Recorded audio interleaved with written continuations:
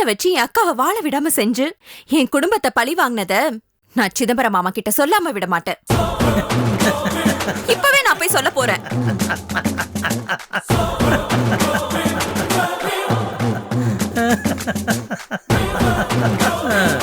Very good.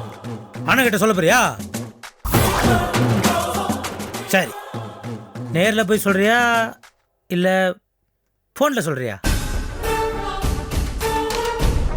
சரி வேணா, பெரியவர் மரியாதையா இருக்காதுல்ல, நேரா சொல்றதா மரியாதையா இருக்கும். வாயேன், நானும் உன்னை கார்ல டிராப் பண்றேன். போடி போ, போய் அண்ணனை போய் பாரு. அவனும் உன்னை பார்க்கணும்னு தான் தேடிட்டு இருக்கிறான். அவன் வீட்டுக்கு வந்த போது நீ இல்லையாமே, எங்கேயும் வெளியே போயிட்டியாமே நீ? உன்னை பார்த்தான்னு வச்சுக்கோ, செருப்பாலே அடிப்பான் அவன். ஏய், ஆனால் தப்பி தவிர கூட என் பொண்டாட்டி சிவகாமி கண்ணில் பற்றாத. அவ தொடப்பத்தை வச்சு உன் அடிக்க வெயிட் பண்ணிட்டு இருக்கிறான். பட் இப்போ உனக்கு சாய்ஸ் இருக்குல்ல, செருப்படி பெற்றா இல்ல விளக்கு மாத்தல வாங்குற அடி பெற்றான்னு நீ டிசைட் பண்ணிக்கோ. எதிர அடி வாங்கணும்னு ஆசைப்படுற அதில் வாங்கிக்கோ. போ போ போ போடி.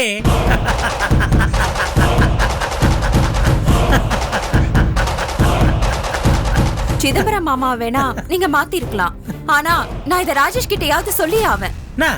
இந்த விஷயத்த அவங்ககிட்ட சொல்ற மாதிரி சொல்லி உங்க லவ் ட்ராக்கை மறுபடியும் அப்படியே ரிவே பண்ணலாம்னு ஆசைப்படுறா தானே? முட்டாள் முட்டாள் முட்டாள். ஒன்னு புரிஞ்சுக்கோ, உன்னை வச்சு உன் அக்காவை அந்த குடும்பத்திலேருந்து பிரிச்சது மட்டும் இல்ல, என் புள்ளையும் உங்ககிட்ட இருந்து காப்பாத்திட்டேன். நீ சொல்றதெல்லாம் அவன் நம்புவான்னு கனவுல கூட எதிர்பார்க்காத. அவ்வளவு ஸ்ட்ராங்கா லாக் போட்டு கேட்டை பூட்டி வச்சிருக்கிறேன். நீ போய் அவங்ககிட்ட ஏதாவது பேசினேன்னு வச்சுக்கோ, காரி காரி துப்பி உன்னை துரத்துவான். போ.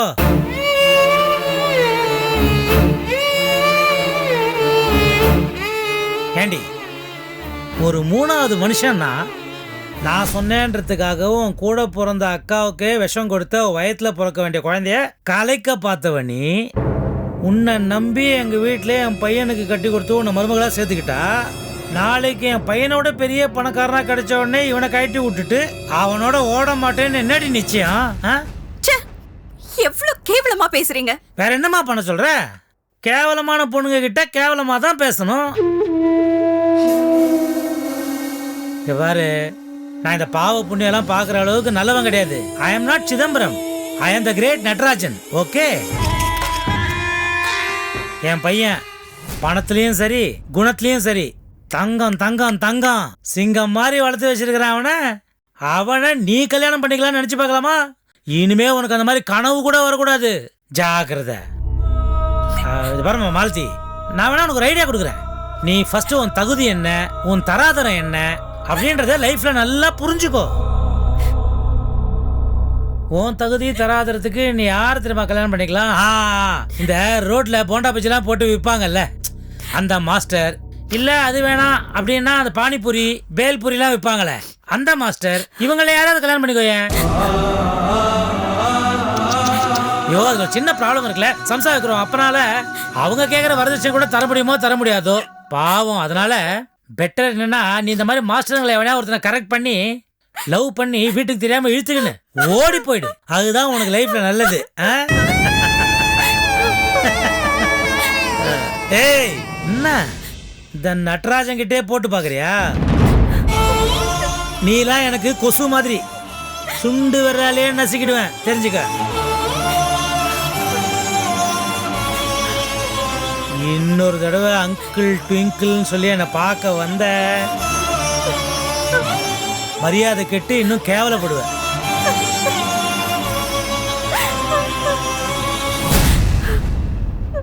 அப்படி கேவலப்படுறதுக்கு முன்னாலே இங்கேருந்து ஓடி போயிடு. ஆனா இங்கிருந்து நீ இழுத்துன்னு ஓடி போறதுக்கு யாரும் இல்லைல்ல. நாயுடு இருக்காரு, கேட்டு பார்க்குறேன். ஏன் நாயுடு, உங்ககிட்ட தான் நிறைய பணம் வச்சிருக்கிய, நல்லா தானே இருக்கா? இவ்வளோ ரெண்டாவது கல்யாணம் பண்ணி எடுத்துட்டு ஓடி போயிடுறியா? உன் முன்னாடி தான் டார்ச்சர் ஆச்சு. சார் வேண்டாம் சார். ஏய், வெக்கப்படுற என்ன? உனக்கு கூட வேணாமா இது? போய நீ அவன் கூட மாட்டேன்றாமா, போயிடு.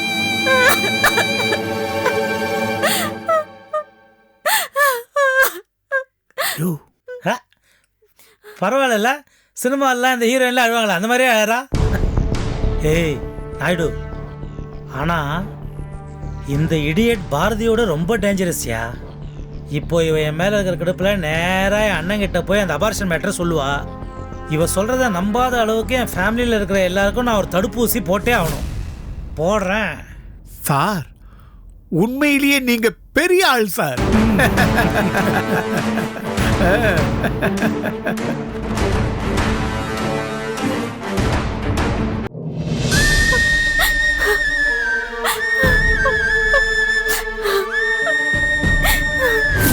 ஆண்டவன் மனசு வச்சா நீ எங்க குடும்பத்திலேயே ஒருத்தியா ஆகலாம். பாரதி மட்டும் எனக்கு பொண்ணு இல்லைம்மா, நீயும் என் குடும்பத்தில் ஒரு பொண்ணு மாதிரி தான். நான் எந்த அர்த்தத்தில் சொல்றேன்னு உனக்கு புரியும்னு நினைக்கிறேன். ஏன் நாயுடு, நல்லா தானே இருக்கா? இவ்வளோ ரெண்டாவது கல்யாணம் பண்ணி எதிர்த்து ஓடி போயிடுறியா? உன் பொண்ணாடி தான் டார்ச்சர் ஆச்சு. சார் வேண்டாம் சார். போயா நீ, அவன் கூட மாட்டேன்றாமா? இப்பவாவது நடராஜன் மாமாவோட உண்மையான குணத்தை புரிஞ்சுக்கிட்டியா?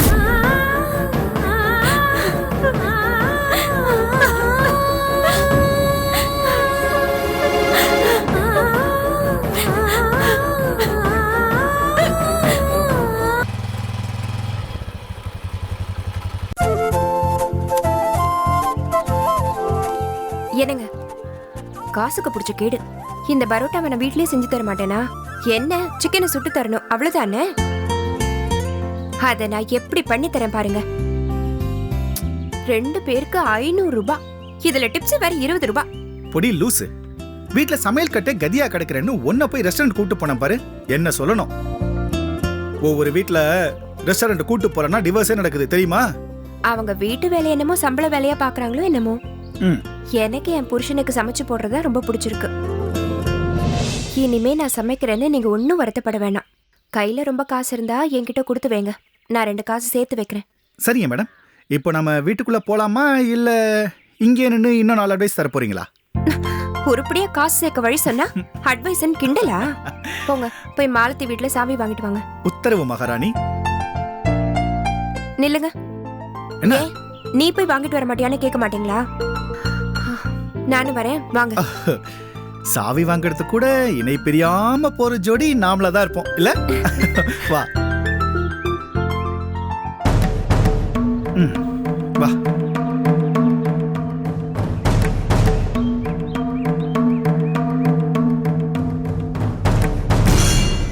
வீட்ல யாரும் இல்லையா? இல்லாம இப்படிதான் கதவு திறந்து போட்டு போவாங்களா? உள்ள போங்க, இருப்பாங்க. அம்மா அம்மா.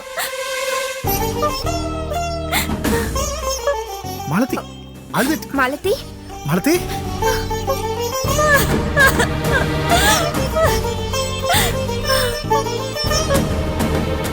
மாலதி என்ன ஆச்சு?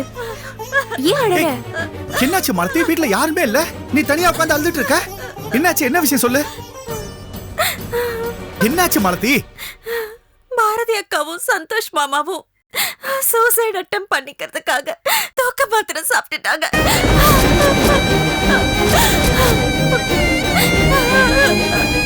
பாரதியா? பாரதி ஏன் இப்படி? என்ன நடந்துச்சுன்னே தெரியல. காலையில சிதம்பரம் மாமா வீட்டுக்கு வந்து எல்லாரையும் அசிங்கமா பேசிட்டு போயிருக்காரு. இப்ப பார்த்தா அக்காவும் மாமாவும் தூக்க மாத்திரை சாப்பிட்டு ரோட்டோரமா கார்ல மயங்கி கிடக்குறாங்க. சரவணோட ஃப்ரெண்டு மாணிக்கம் தான் இவங்கள பார்த்து காப்பாத்தி ஹாஸ்பிட்டல் அட்மிட் பண்ணிருக்காங்க.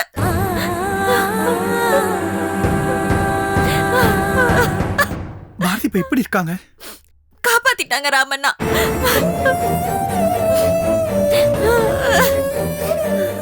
பாரதி சூசைட் அட்டெண்ட் பண்ணாங்களா? என்னால நம்பவே முடியல. மலர், இதுல ஏதோ விவகாரம் இருக்கு. அந்த வீட்ல எல்லாரும் பாரதி அக்கா சொத்துக்கு ஆசைப்பட்டுதான் சந்தோஷ் மாமாவை கட்டிக்கிட்டாங்கன்னு திட்டுறாங்களாம்.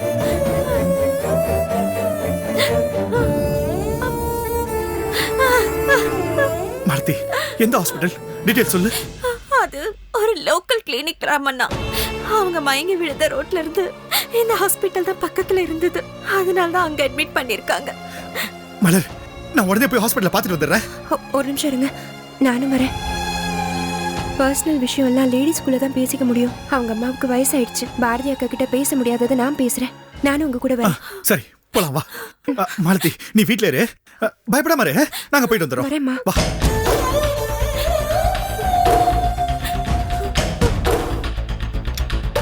சீக்கிரம் வா.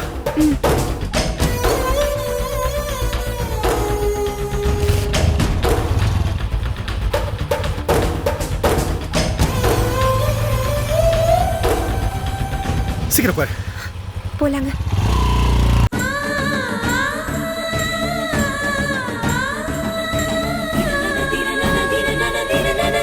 அங்கிள்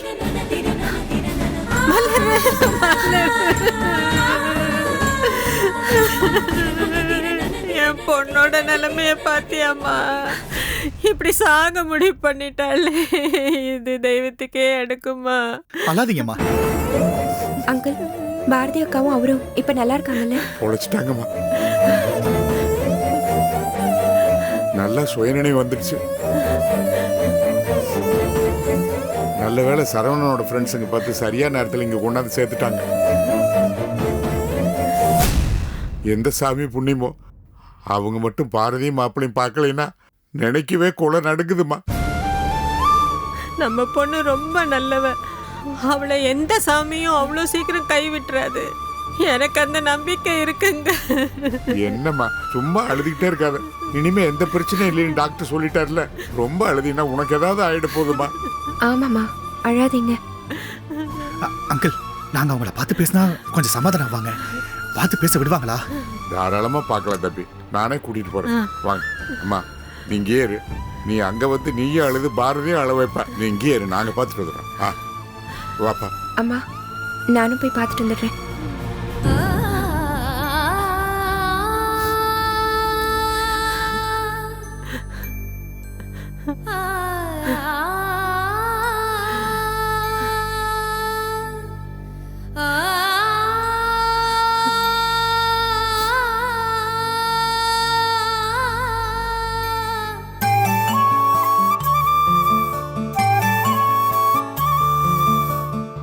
பாரதி, பாரதி, ராமு தம்பி வந்திருக்குமா, பேசுறியா?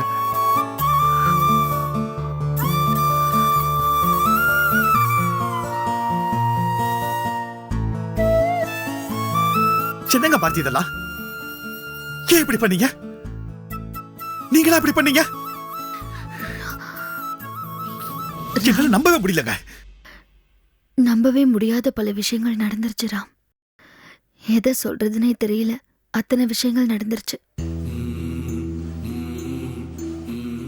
இந்த நடராஜன் எங்க வாழ்க்கையிலே விளையாடிட்டான். அவன் ஒரு கிரிமினல் எனக்கு நல்லா தெரியும். ஆனா இந்த அளவுக்கு அவன் பவன் சத்தியமா எதிர்பார்க்கவே இல்லை. ஆனா ரொம்ப அண்டர் எஸ்டிமேட் பண்ணிட்டேன்.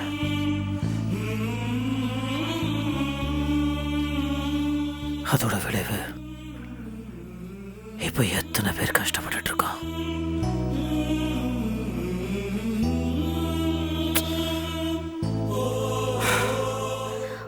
விடக்கூடாது ராம்.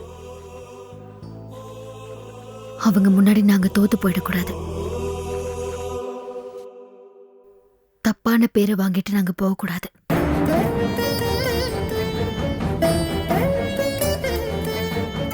அந்த நம்பிக்கை தான் எங்களை காப்பாத்திருக்கு. ஆச்சரியமா இருக்கு பாரதி. ஒருவேளை அவரு ஸ்ரீலதாவை பத்தி விசாரிச்சு தெரிஞ்சிட்டு இருப்பாரோ?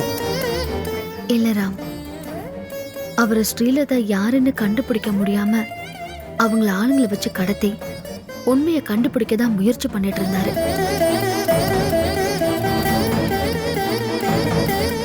எனக்கே நீங்க சொல்லிதான் ஸ்ரீலதா பத்தின எல்லா உண்மையும் தெரியும்.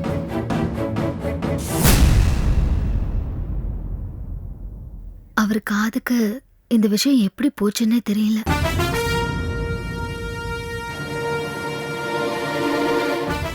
அந்த ஒரே ஒரு விஷயத்த கையில வச்சுக்கிட்டு தேவியை வச்சு டிராமா போட்டு நாங்க தற்கொலை பண்ணிக்கிற அளவுக்கு கொண்டு வந்து விட்டுட்டாரு.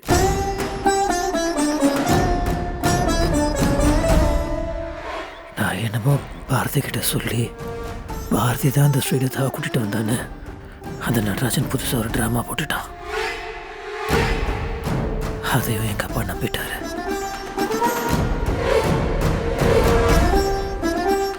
நடராஜனுக்கு தெரியும் எங்க அடிச்சா எனக்கு வலிக்கணும், எனக்கு நல்லாவே தெரியும்.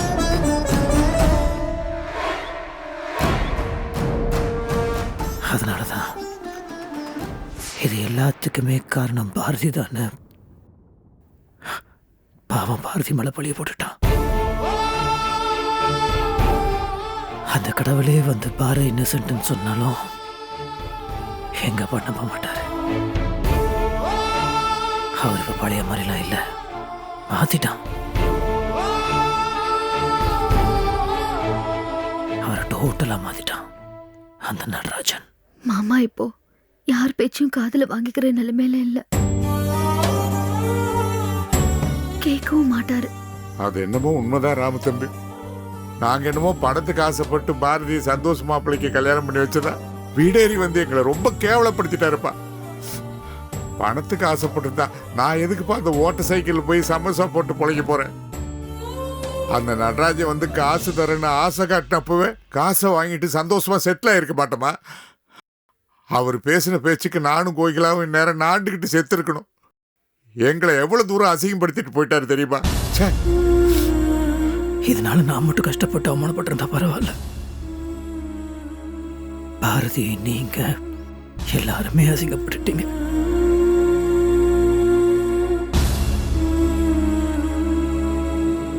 மன்னிச்சிருங்க மாமா.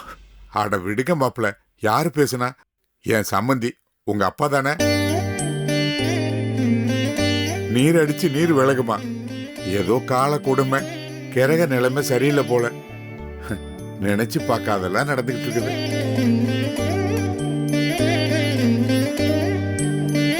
ஒரு தடவை கோவப்பட்டு உங்ககிட்ட கூட மோசமா பேச இல்லையா? இதெல்லாமா பெருசா எடுத்துக்கிறது? விடுங்க மாப்பிள்ள.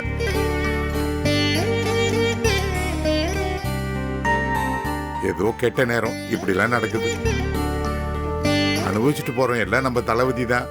விடுங்க மாப்பிள்ள, விடுங்க. கேட்ட நேரமும் இல்லை, தளபதியும் இல்லை. இது எல்லாத்துக்கும் அந்த நடராஜன் தான் காரணம். விடமாட்டோம் மாமா. அவன் முன்னாடி நாங்கள் தோத்து போயிட்டோன்னு யாருமே சொல்லக்கூடாது. என் பாரதி அசிங்கப்படுத்திட்டான்ல, என் மேல தப்பு இருக்கு தப்பு இல்லைன்றதுலாம் எனக்கு பிரச்சனை இல்லை மாமா. என் பாரதி நல்லவன், அவ ஒரு தப்பும் பண்ணல. கண்டிப்பா நான் 2 பேர் சேர்ந்து இதை ப்ரூவ் பண்ணுவோம். சார், பெரிய டாக்டர் வந்துடுவார், எல்லாம் வெளியே வந்துடுங்க சார்.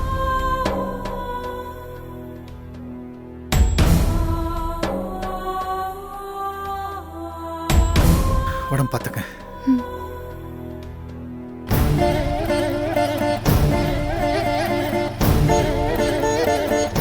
பாரதி அக்காவை இந்த நிலைமையில பார்க்க எனக்கு மனசே ஆறலைங்க.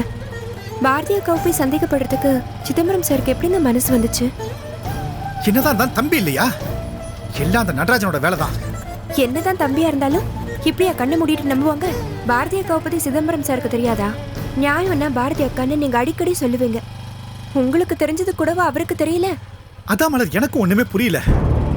ஏதோ தெய்வம்னு ஒண்ணு இருந்ததால சரவணன் ஃப்ரெண்ட்ஸுங்களோட கண்ணில் அவங்க பட்டாங்க, காப்பாத்திட்டாங்க. ஒருவேளை யாருமே பார்க்காம செத்தே போயிருந்தா அப்போ என்னங்க பண்றது? பின்னாடி உண்மையெல்லாம் தெரிய வரப்போ எல்லாம் கையை மீறி போயிருக்கும். என்னதான் அழுதாலும் அடிச்சுக்கிட்டாலும் போன உயிர் திரும்ப வருமா? என்ன பண்றது? பாரதி கெட்டவங்கன்னு சிதம்பரம் சார் மட்டுமா நம்புறாரு? அந்த வீட்டுல ராஜேஷ், சிவகாமி அம்மா, தேவி எல்லாருமே நம்புறாங்க. எல்லாம் அந்த நடராஜனோட கிரிமினல் தரமான வேலை.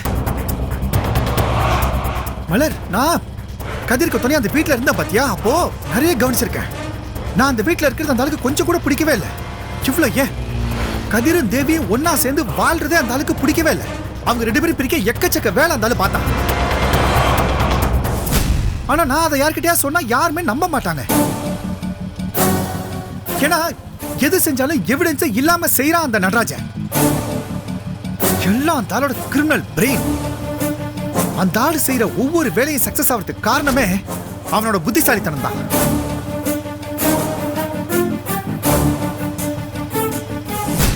என்னங்க நான் ஒன்று சொன்னா கேப்பீங்களா? சொல்லு. வண்டியை கொஞ்சம் ஓரமா நிப்பாட்டுங்க.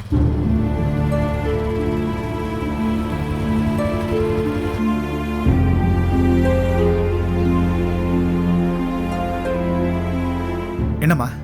பாரதி அக்காக்கு நல்ல மனசு. நீங்க அவங்களுக்கு சப்போர்ட்டா பேசி நீங்க அவமானப்பட்டு போறீங்களோன்னு பயப்படுறாங்க. அதுக்காக அப்படியே விட்டுற முடியுமா? நீ என்ன சொல்ல வர? கொஞ்சம் யோசிச்சு பாருங்க. பாரதி அக்கா குடும்பத்து மேல சிதம்பரம் சார் கோவப்பட காரணம் இருக்குன்னு வச்சுக்குவோம்.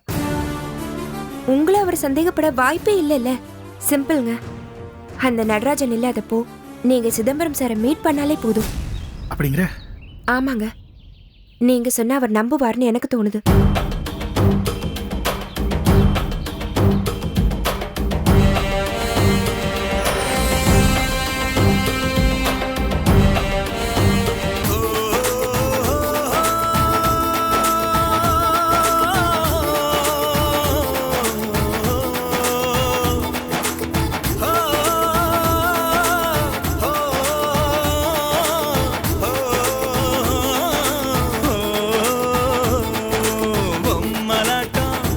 எல்லாம் பொம்மலாட்டம்.